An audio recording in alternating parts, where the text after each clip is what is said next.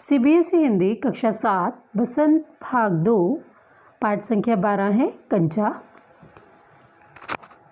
और इसके लेखक हैं टी पद्मनाभन। इस पाठ के प्रश्न अभ्यास पर आधारित प्रश्न उत्तर हम इस भाग में पढ़ेंगे। पहला प्रश्न है कहानी से। कंचे जब जार से निकलकर अप्पू के मन की कल्पना में समा जाते हैं तब क्या होता है? इस प्रश्न का उत्तर, कंचे जब जार से निकलकर अप्पू के मन की कल्पना में समा जाते हैं तब उसे लगता है कि जैसे कंचों का जार बड़ा हो गया है और वह आसमान जितना बड़ा हो गया और वह उसके भीतर समा गया, अर्थात उसके अंदर चला गया। वह अकेला ही कंचे चारों ओर बिखेरता हुआ मज़े से खेल रहा था। आंवले सा गोल हरी लकीर वाले सफ़ेद गोल कंचे उसके दिमाग में पूरी तरह से छा गए। मास्टर जी कक्षा में रेलगाड़ी के बारे में पढ़ा रहे थे, लेकिन उसका पूरा ध्यान पढ़ाई में नहीं था। वह तो केवल कंचों के बारे में सोच रहा था। इसके लिए उसने मास्टर जी से डांट भी खाई। प्रश्न संख्या है 2। दुकानदार और ड्राइवर के सामने अप्पू की क्या स्थिति है? वे दोनों उसे देखकर पहले परेशान होते हैं, फिर हंसते हैं। कारण बताइए। दुकानदार व ड्राइवर के सामने अप्पू एक छोटा बच्चा है जो अपनी ही दुनिया में मस्त है। दुकानदार उसे पहले देखकर परेशान होता है क्योंकि उसने कंचे नहीं खरीदे होते। फिर जैसे ही अप्पू ने कंचे खरीद लिए तो वह हंस दिया। ऐसे ही जब अप्पू कंचे सड़क पर बिखेर देता है, उसके कंचे वहाँ पर बिखर जाते हैं, तो तेज़ रफ्तार से आती कार का ड्राइवर यह देखकर परेशान हो जाता है कि वह बीच सड़क में खेल रहा है। लेकिन जैसे ही अप्पू उसे इशारा करके अपना कंचा दिखाता है तो वह उसकी बचपन की शरारत समझकर हंसने लगता है। प्रश्न 3। मास्टर जी की आवाज़ अब कम ऊंची थी। वे रेलगाड़ी के बारे में बता रहे थे।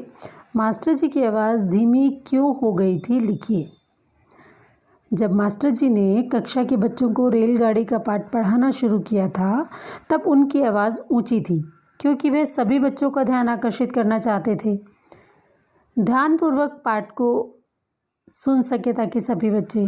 जब पाठ शुरू हो गया तब बच्चे ध्यानपूर्वक उनकी बात सुनने लगे तो उनकी आवाज़ धीमी हो गई। कहानी से आगे कंचे, गिल्ली डंडा, गेल तड़ी यानी कि पिट्ठू जैसे गली मोहल्लों के कई खेल ऐसे हैं जो बच्चों में बहुत लोकप्रिय हैं। आपके इलाके में ऐसे कौन कौन से खेल खेले जाते हैं, उनकी एक सूची बनाइए। तो इस प्रश्न के उत्तर के लिए बच्चों आपको एक सूची बनानी है जो कि आपकी गली मोहल्ले में खेले जाते हैं। जैसे आप इस प्रकार से लिख सकते हैं इस प्रश्न का उत्तर, हमारे इलाके में cricket, badminton, football, kho kho, volleyball, tennis आदि खेल खेले जाते हैं। प्रश्न 2 है, किसी एक खेल को खेले जाने की विधि को अपने शब्दों में लिखिए। तो इस प्रश्न के उत्तर में आप किसी भी खेल की विधि को लिख सकते हैं, चाहे वह क्रिकेट है, चाहे वह फुटबॉल है, चाहे वह बैडमिंटन है, तो उसकी विधि को यहाँ पर लिख सकते हैं। यहाँ पर क्रिकेट की विधि को लिखा गया है, तो सुन लीजिए। क्रिकेट खेलने की विधि, क्रिकेट का मैच 2 टीमें खेलती हैं। दोनों टीमों में 11-11 खिलाड़ी होते हैं। एक टीम बल्लेबाजी करती है और दूसरी टीम गेंदबाजी करती है, वह क्षेत्र रक्षण करती है।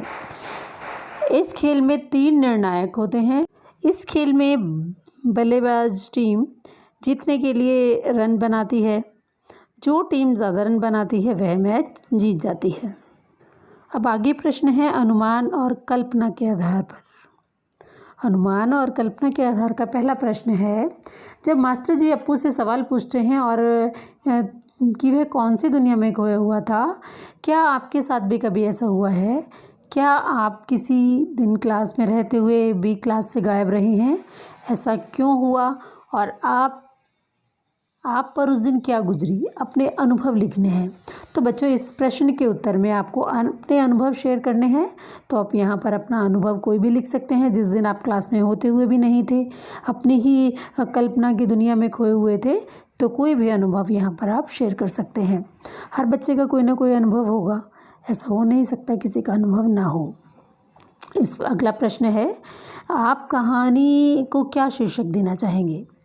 तो आप अपनी मर्ज़ी से कोई शीर्षक चुन सकते हैं, लेकिन मैं इस कहानी को शीर्षक देना चाहूँगी अप्पू और कंचे, या अप्पू के कंचे, ये भी दे सकते हैं हम। अगला प्रश्न है प्रश्न संख्या 3, गुल्ली डंडा और क्रिकेट में कुछ समानता है और कुछ अंतर, बताइए कौन सी समानताएं और क्या क्या अंतर हैं? उत्तर, गुल्ली डंडा ग्रामीण क्षेत्र का खेल है। गुल्ली डंडा में एक खिलाड़ी गुल्ली फेंकता है और दूसरा डंडे से उसे दूर तक फेंकने का प्रयास करता है। अन्य खिलाड़ी उस गिल्ली को कैच करने के लिए प्रयासरत रहते हैं, यानी कि इसको कैच करने की, पकड़ने की कोशिश करते हैं। क्रिकेट में बैट से गेंद को उछाला जाता है और बल्लेबाज द्वारा बल्ले से मारी गई गेंद को कैच करने का प्रयास किया जाता है। गुल्ली डंडा में मैदान और समय का कोई निश्चित पैमाना नहीं होता है। इसके अतिरिक्त क्रिकेट में ओवरों की संख्या निश्चित कर खेला जाता है और भारत के अलावा अन्य देशों में भी क्रिकेट खेला जाने वाला सबसे अधिक लोकप्रिय खेल है। अब अगला प्रश्न है भाषा की बात।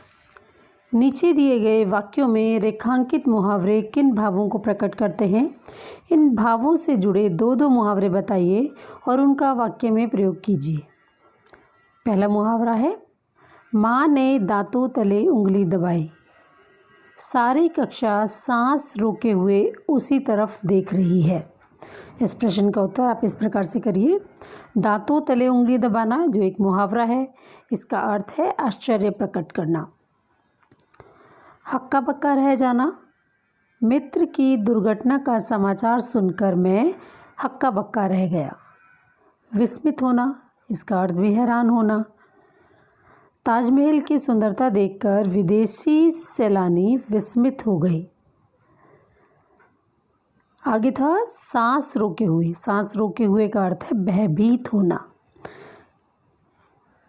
इसी प्रकार के अन्य मुहावरा है, दम साधे हुए। सभी छात्र दम साधे हुए परीक्षा परिणाम का इंतज़ार कर रहे हैं। अगला मुहावरा है प्राण सूख जाना। सामने शेर को देखते ही शिकारी के प्राण सूख गए। तो बच्चों, अभी हमने पढ़ा इसका प्रश्न अभ्यास पर आधारित सभी प्रश्न और साथ में भाषा की बात भी। आने वाले चैप्टर के अपडेट्स के लिए मेरे साथ बने रहें। धन्यवाद।